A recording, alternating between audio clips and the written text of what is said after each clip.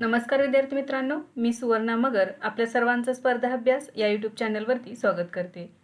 विद्यार्थी मित्रांनो, आज आहे 11 एप्रिल. तर आपल्या डेली करंट अफेअर्सच्या सिरीजमधील काही महत्त्वाचे करंट अफेअर्स आज आपण अभ्यासूया.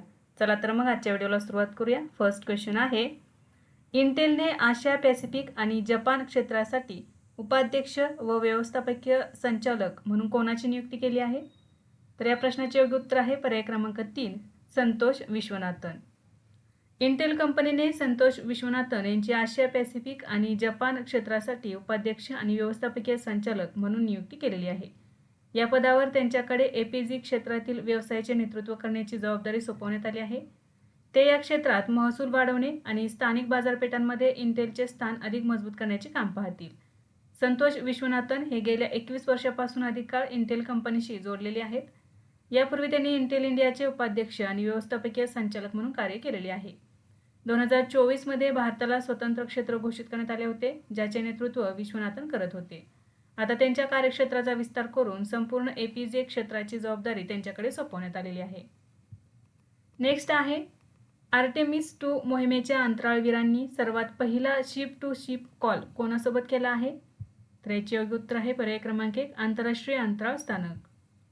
आर्टेमिस 2 मोहिमेच्या अंतराळवीरांनी आंतरराष्ट्रीय अंतराळ स्थानकावरील अंतराळवीरांसोबत अंतराळातील पहिला शिप टू शिप कॉल केलेला आहे. हा ऐतिहासिक संवाद 7 एप्रिल 2026 रोजी चंद्राची प्रदक्षिणा पूर्ण करून पृथ्वीकडे परत येताना साधण्यात आला. शिप टू शिप कॉल म्हणजे दोन वेगवेगळ्या अंतराळयानांमधील थेट संवाद होय. आता कोणत्या दोन अंतराळयानामध्ये झाला हा संवाद? तर आर्टेमिस 2 मोहिमेतील अंतराळवीरांचा आंतरराष्ट्रीय अंतराळ स्थानकामध्ये जे अंतराळवीर राहतात त्यांच्यासोबत हा कॉल झालेला आहे. हा इतिहासातील पहिलाच प्रसंग आहे ज्यामध्ये चंद्र मोहिमेतील यान आणि पृथ्वीच्या कक्षात असलेल्या अंतराळ स्थानकात थेट संवाद झालेला आहे. ओरियन अंतराळयानामधील क्रिस्टिना कोच यांनी ISS वरील जेसिका मीर यांच्याशी संवाद साधला. या दोन्ही अंतराळवीरांनी 2019 मध्ये जगातील पहिली ऑल फिमेल स्पेसवॉक देखील एकत्र केलेली होती. कॉलच्या वेळी आर्टेमिस 2 चे यान पृथ्वीपासून सुमारे 3,70,000 किलोमीटर अंतरावर होते, तर ISS सुमारे 250 मैल उंचीवर होते. या कॉलमध्ये अंतराळवीरांनी चांद्र मोहिमेचे अनुभव आणि अंतराळ प्रवासातील गमतीजमती शेअर केल्या. या मोहिमेच्या क्रूमध्ये Reid Wiseman, Victor Glover, Christina Koch आणि जेरेमी हॅन्सन यांचा समावेश आहे. तसेच ISS वरील क्रूमध्ये Jessica Meir, Jack Hathaway, Chris Williams आणि सोफी एडनोट यांचा समावेश होता. नेक्स्ट क्वेश्चन आहे, वर्ल्ड 10K बंगळुरू 2026 साठी आंतरराष्ट्रीय इव्हेंट अँबॅसिडर म्हणून कोणाची नियुक्ती करण्यात आली आहे? तर या प्रश्नाचे योग्य उत्तर आहे पर्याय क्रमांक 2, ब्लँका व्लासिक. वर्ल्ड 10K बेंगळुरू 2026 या स्पर्धेसाठी ब्लँका क्लासिक यांची आंतरराष्ट्रीय इव्हेंट ब्रँड अँबॅसिडर म्हणून नियुक्ती करण्यात आलेली आहे. ब्लँका व्लासिक या क्रोएशिया देशाच्या प्रसिद्ध उंच उडीपटू आहेत. त्यांनी 2008 बीजिंग ऑलिम्पिकमध्ये रौप्य आणि 2016 रिओ ऑलिम्पिकमध्ये कांस्य पदक जिंकलेले आहे. त्या 2007 आणि 2009 मध्ये 2 वेळा जागतिक चॅम्पियन ठरलेले आहेत. ही 10 किलोमीटर शर्यत 16 एप्रिल 2026 रोजी बेंगळुरू येथे आयोजित केली जाणार आहे. ही स्पर्धा वर्ल्ड ॲथलेटिक्स गोल्ड लेबल शर्यत असून जगभरातील अव्वल धावपटू यात सहभागी होतात. या स्पर्धेचे आयोजन प्रोकॅम इंटरनॅशनलद्वारे केले जाते. ब्लँका व्लासिक यांनी 2009 मध्ये 2.08 मीटर उंच उडी मारली असून त्या म्हणजे महिलांच्या उंच उडीमधील 3ऱ्या क्रमांकाचा सर्वोत्तम हा विक्रम आहे. तर बघा, वर्ल्ड 10K बेंगळुरू 2026 या स्पर्धेसाठी ब्लँका व्लासिक यांची आंतरराष्ट्रीय इव्हेंट अँबॅसिडर म्हणून नियुक्ती करण्यात आलेली आहे.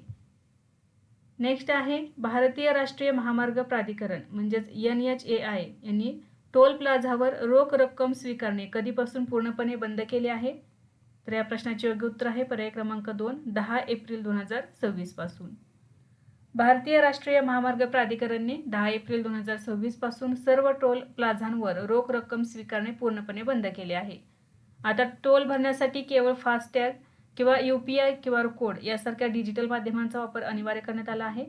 ज्या वाहनांमध्ये सक्रिय फास्टॅग नसतो त्यांना UPI द्वारे पेमेंट करण्याची सुविधा दिली जाते, परंतु त्यांना टोलच्या रकमेच्या 1.25 पट म्हणजेच 25% अतिरिक्त शुल्क भरावे लागणार आहे. या निर्णयाचा मुख्य उद्देश टोल प्लाझांवरील वाहतूक कोंडी कमी करणे, प्रवासाचा वेळ वाचवणे आणि डिजिटल व्यवहारांना प्रोत्साहन देणे हा आहे. फास्टॅग ही RFID तंत्रज्ञानावर आधारित इलेक्ट्रॉनिक टोल संकलन प्रणाली असून ती वाहनांच्या विंडस्क्रीनवर लावली जाते. फास्टॅगद्वारे टोल शुल्क थेट बँक खात्यातून कापले जाते, त्यामुळे वाहनांना टोल प्लाझावर थांबण्याची गरज राहत नाही. यापूर्वी सरकारी ओळखपत्रांवर मिळणाऱ्या टोल सवलती आता खासगी प्रवासासाठी बंद करण्यात आल्या आहेत. टोल सवलतीचा लाभ घेण्यासाठी आता एक्सपेंड फास्टॅग असणे अनिवार्य करण्यात आलेले आहे. नेक्स्ट आहे, उत्तर सिक्कीममध्ये अडकलेल्या पर्यटकांना वाचवण्यासाठी भारतीय लष्कराने कोणती मोहीम सुरू केली आहे? तर याचे योग्य उत्तर आहे पर्याय क्रमांक 3, ऑपरेशन हिम सेतू. भारतीय लष्कराने सिक्कीममधील उत्तर सिक्कीम भागात ऑपरेशन हिम सेतू सुरू केले आहे. मुसळधार पाऊस आणि भूस्खलनामुळे लाचेन व चुंगथांग परिसरात अनेक पर्यटक अडकले होते. ही मोहीम भारतीय लष्कराच्या त्रिशक्ती कॉर्प्स, सीमा रस्ते संघटना आणि स्थानिक प्रशासन यांच्या संयुक्त प्रयत्नातून राबवण्यात आली. या मोहिमेत 1321 पर्यटक आणि 84 स्थानिक नागरिकांना 48 तासात सुरक्षितपणे बाहेर काढण्यात आलेले आहे. अत्यंत खराब हवामान, हिमवृष्टी आणि भूस्खलनामुळे रस्ते तुटले असल्याने बचावकार्य मोठ्या आव्हानात्मक परिस्थितीत करण्यात आलेले आहे. लष्कराने तारमचू येथे तात्पुरता पादचारी पूल बांधून सुरक्षित मार्ग उपलब्ध करून दिला. अडकलेल्या लोकांना गरम अन्न, निवारा आणि वैद्यकीय सुविधा पुरवण्यात आलेल्या आहेत. लष्कराच्या वाहनांच्या मदतीने बर्फात अडकलेल्या वाहनांनाही बाहेर काढण्यात आले. हे बचाव कार्य 11 एप्रिल 2026 पर्यंत यशस्वीरित्या पूर्ण करण्यात आलेले आहे आणि सर्व पर्यटकांना सुरक्षितपणे गंगटोक येथे पोहोचवण्यात आले. नेक्स्ट आहे, केंद्रीय मंत्रिमंडळाने कोणत्या राज्यातील कलाई 2 जलविद्युत प्रकल्पाला मंजुरी दिली आहे? तर या प्रश्नाचे योग्य उत्तर आहे पर्याय क्रमांक 2, अरुणाचल प्रदेश.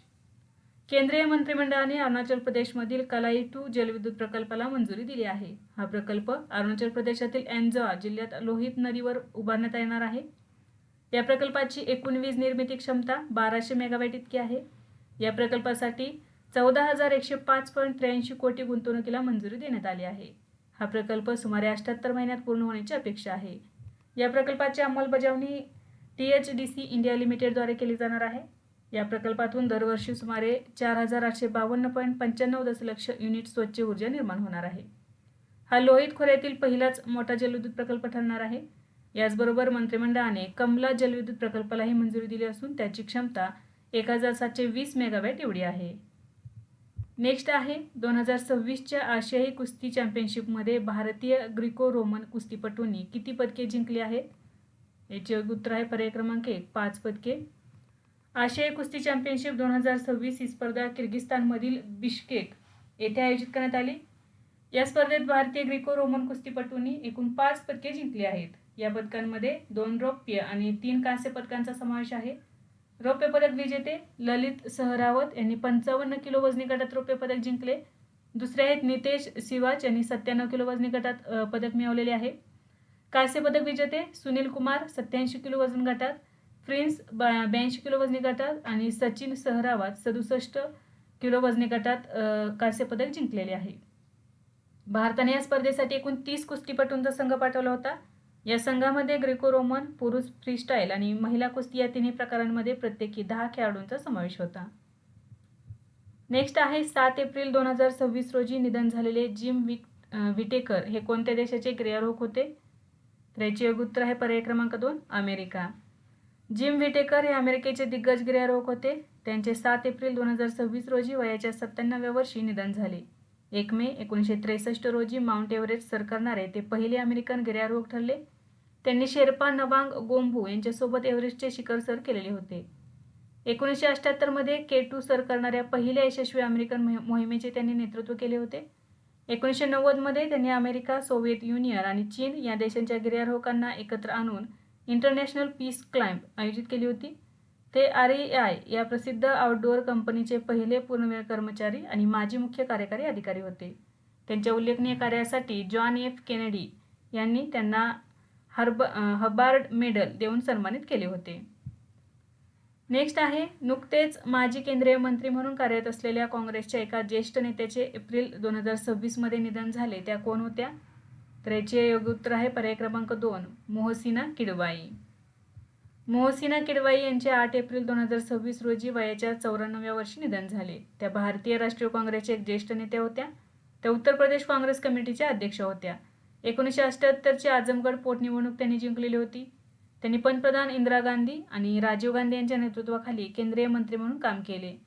त्या मेरठ लोकसभा आणि नंतर राज्यसभा छत्तीसगड या सदस्य राहिलेल्या होत्या.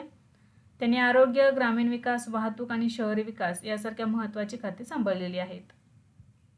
नेक्स्ट क्वेश्चन आहे, भारताने संयुक्त राष्ट्र हवामान बदल फ्रेमवर्क अधिवेशनाच्या 33व्या पक्षकार परिषदेचे म्हणजेच COP33 या परिषदेचे कोणत्या वर्षी आयोजन करण्याचा आपला प्रस्ताव मागे घेतला आहे? तर याचे योग्य उत्तर आहे पर्याय क्रमांक 3 2028 मध्ये. 2028 मध्ये COP33 ही जी परिषद आहे भारतामध्ये आयोजित करावी यासाठी प्रस्ताव ठेवलेला होता, परंतु हा प्रस्ताव आता त्यांनी माघारी घेतलेला आहे. भारताने 2028 मध्ये होणाऱ्या COP33 परिषदेचे आयोजन करण्याचा आपला प्रस्ताव 2026 मध्ये मागे घेतला आहे. ही परिषद UNFCCC म्हणजे संयुक्त राष्ट्र हवामान बदल फ्रेमवर्क करारांतर्गत आयोजित केली जाते. भारताने 2 एप्रिल 2026 रोजी आशिया पॅसिफिक गटाला आपला प्रस्ताव मागे घेत असल्याची अधिकृत माहिती दिली. पंतप्रधान नरेंद्र मोदी यांनी डिसेंबर 2023 मध्ये COP28 दरम्यान भारताच्या यजमानपदाची इच्छा व्यक्त केली होती. 2028 साठीच्या इतर राष्ट्रीय आणि आंतरराष्ट्रीय बांधिलकीचा विचार करून भारताने हा निर्णय घेतला आहे. भारताच्या माघारीनंतर 2028 मध्ये दक्षिण कोरिया हा प्रमुख दावेदार राहिला आहे. यापूर्वी भारताने 2002 मध्ये नवी दिल्ली येथे COP8 परिषदेचे यशस्वी आयोजन केले होते. संयुक्त राष्ट्र हवामान बदल चौकट करार हा एक आंतरराष्ट्रीय करार आहे जो 1992 मध्ये स्वीकारण्यात आला आणि 1994 पासून अंमलात आला. जागतिक स्तरावर हरितगृह वायू उत्सर्जन नियंत्रित करणे आणि हवामान बदलाचा सामना करण्यासाठी सहकार्याला प्रोत्साहन देणे हे त्याचे उद्दिष्ट आहे. सध्याचे सदस्य आहेत 198 पक्ष. COP28 2023 मध्ये दुबई, संयुक्त अरब अमिराती या ठिकाणी आयोजित करण्यात आली. COP29 2024 मध्ये बाकू, अझरबैजान या ठिकाणी. COP30 2025 मध्ये बेलेन, ब्राझील या ठिकाणी. COP31 2026 मध्ये अंताल्या, तुर्की या ठिकाणी. COP32 2027 मध्ये अदिस अबाबा, इथिओपिया या ठिकाणी आयोजित करण्यात येणार आहे. नेक्स्ट आहे, जनरल फॅन वॉन जियांग कोणत्या देशाचे उपपंतप्रधान आणि राष्ट्रीय संरक्षण मंत्री बनले आहेत? या प्रश्नाचे योग्य उत्तर आहे पर्याय क्रमांक 4 व्हिएतनाम. फॅन वॉन जियांग यांची व्हिएतनाम देशाचे उपपंतप्रधान आणि राष्ट्रीय संरक्षण मंत्री म्हणून नियुक्ती करण्यात आली आहे. ही नियुक्ती 8 एप्रिल 2026 रोजी व्हिएतनामच्या 16व्या राष्ट्रीय सभेच्या पहिल्या सत्रात मंजूर करण्यात आली. त्यांचा कार्यकाळ 2026 ते 2031 या कालावधीसाठी निश्चित करण्यात आला आहे. फॅन वॉन जियांग हे 2021 पासून व्हिएतनामचे संरक्षण मंत्री म्हणून कार्यरत आहेत. उपपंतप्रधान पदाची जबाबदारी त्यांना संरक्षण मंत्रिपदासोबतच अतिरिक्त स्वरूपात देण्यात आली आहे. तसेच व्हिएतनामच्या राष्ट्रीय सभेने टो लाम यांची देशाचे नवे राष्ट्रपती म्हणून निवड केली आहे. नेक्स्ट आहे, म्यूज स्पार्क हे AI मॉडेल कोणत्या कंपनीने लॉन्च केले? तर याचे योग्य उत्तर आहे पर्याय क्रमांक 3 मेटा. म्यूज स्पार्क हे मेटा कंपनीने 8 एप्रिल 2026 रोजी सादर केलेले प्रगत AI मॉडेल आहे. हे मॉडेल मेटाच्या सुपर इंटेलिजन्स लॅब्स या नव्या युनिटद्वारे विकसित करण्यात आले आहे. म्यूज स्पार्क हे एक मल्टीमॉडल रिझनिंग AI मॉडेल असून ते मजकूर आणि प्रतिमा दोन्ही समजू शकते. हे मॉडेल प्रगत तर्कशक्ती वापरून अधिक अचूक व बुद्धिमान उत्तरे देण्यास सक्षम आहे. या मॉडेलचा वापर व्हॉट्सअप, इंस्टाग्राम आणि फेसबुक यासारख्या प्लॅटफॉर्मवरील चॅटबॉट्समध्ये केला जात आहे. म्यूज स्पार्कचा मुख्य उद्देश AI चॅटबॉट्स अधिक स्मार्ट, वेगवान आणि उपयुक्त बनवणे हा आहे. हे मॉडेल ChatGPT आणि क्लाउड यासारख्या प्रगत AI टूल्सची स्पर्धा करण्यासाठी विकसित करण्यात आले आहे. नेक्स्ट आहे, महिला आरक्षण कायद्यात सुधारणा करण्याच्या मसुदा विधेयकांना केंद्रीय मंत्रिमंडळाने केव्हा मंजुरी दिली आहे? तर याचे योग्य उत्तर आहे पर्याय क्रमांक 1 8 एप्रिल 2026 रोजी. पंतप्रधान नरेंद्र मोदी यांच्या अध्यक्षतेखालील केंद्रीय मंत्रिमंडळाने 8 एप्रिल 2026 रोजी महिला आरक्षण कायद्यात सुधारणा करणाऱ्या मसुदा विधेयकांना मंजुरी दिली आहे. या सुधारणा विधेयकांचा मुख्य उद्देश 2029 पासून लोकसभा आणि राज्य विधिमंडळांमध्ये महिलांसाठी 33% आरक्षण लागू करणे हा आहे. या सुधारणेमुळे 2027च्या जनगणनेची वाट न पाहता 2011च्या जनगणनेच्या आधारे सीमांकन करून आरक्षण लवकर लागू केले जाईल. नवीन प्रस्तावानुसार लोकसभेतील जागांची संख्या 543 वरून वाढवून 816 करण्याची शक्यता आहे. या वाढीव जागांपैकी सुमारे 273 जागा महिलांसाठी राखीव ठेवण्यात येणार आहेत. अनुसूचित जाती आणि अनुसूचित जमाती प्रवर्गातील महिलांसाठी ही आरक्षणाची तरतूद करण्यात आली आहे. ही विधेयके मंजूर करण्यासाठी 16 ते 18 एप्रिल 2026 दरम्यान संसदेचे विशेष अधिवेशन बोलवण्यात आले आहे. या प्रक्रियेत घटनादुरुस्ती विधेयक, सीमांकन विधेयक आणि केंद्रशासित प्रदेशांसाठी स्वतंत्र विधेयक अशी एकूण 3 विधेयके सादर केली जाणार आहेत. सरकारचे उद्दिष्ट या कायद्याची पूर्ण अंमलबजावणी 31 मार्च 2029 पर्यंत करणे हे आहे. महिला आरक्षण विधेयक याला नारी शक्ती वंदन अधिनियम 2023 असेही म्हटले जाते. तर हा भारतीय संविधानाचा 106व्या घटनादुरुस्ती अधिनियम 2023 आहे. या अंतर्गत लोकसभा, राज्य विधानसभा, विधानसभा असलेल्या केंद्रशासित प्रदेशांमधील 33% जागा महिलांसाठी राखीव ठेवल्या जातील. अनुसूचित जाती जमातींसाठी आधीच राखीव असलेल्या जागांपैकी 1/3 जागा महिलांसाठी असतील. 2023 मध्ये संसदेने ते मंजूर केले. राष्ट्रपतीच्या मंजुरीनंतर हा कायदा बनवण्यात आला आहे. जागतिक बँकेनुसार चालू आर्थिक वर्ष 2026-27 साठी भारताचा नवीन विकास दर काय आहे? याचे योग्य उत्तर आहे पर्याय क्रमांक 4, 6.6%. जागतिक बँकेने 9 एप्रिल 2026 रोजी प्रसिद्ध केलेल्या इंडिया डेव्हलपमेंट अपडेट अहवालात भारताचा विकास दर अंदाज जाहीर केला आहे. या अहवालानुसार आर्थिक वर्ष 2026-27 साठी भारताचा विकास दर 6.6% इतका वर्तवण्यात आला आहे. जागतिक बँकेने यापूर्वीचा 6.3% ते 6.5%चा अंदाज वाढवून 6.6% केला आहे. हा विकास दर 2025-26 मधील 7.6%च्या तुलनेत काहीसा कमी राहण्याचा अंदाज आहे. पश्चिम आशियातील संघर्ष आणि वाढलेल्या इंधनाच्या किमती हे या मंदीचे प्रमुख कारण मानले जात आहे. तरीही भारत दक्षिण आशियातील आर्थिक वाढीचे प्रमुख इंजिन म्हणून कायम राहील असा विश्वास जागतिक बँकेने व्यक्त केलेला आहे. नेक्स्ट आहे जागतिक होमिओपॅथी दिन कधी साजरा केला जातो? याचे योग्य उत्तर आहे पर्याय क्रमांक 4, 10 एप्रिल. जागतिक होमिओपॅथी दिन दरवर्षी 10 एप्रिल रोजी साजरा केला जातो. या दिवसाचा मुख्य उद्देश होमिओपॅथी या वैद्यकीय पद्धतीबद्दल जनजागृती करणे आणि तिच्या फायद्यांचा प्रसार करणे हा आहे. हा दिवस डॉक्टर सॅम्युअल हॅनमन यांच्या जयंतीनिमित्त साजरा केला जातो. होमिओपॅथी ही वनस्पती, खनिजे आणि प्राणीजन्य घटकांपासून तयार केलेल्या अत्यंत विरल औषधांवर आधारित उपचार पद्धती आहे. 2026 साठी या दिवसाची संकल्पना किंवा थीम आहे होमिओपॅथी सर्वांसाठी आरोग्य. विद्यार्थी मित्रांनो, आज आपण काही महत्त्वाचे करंट अफेअर्स अभ्यासले. यासारखे नवनवीन व्हिडिओ पाहण्यासाठी चॅनलला लाईक करा आणि सबस्क्राईब करायला विसरू नका. धन्यवाद.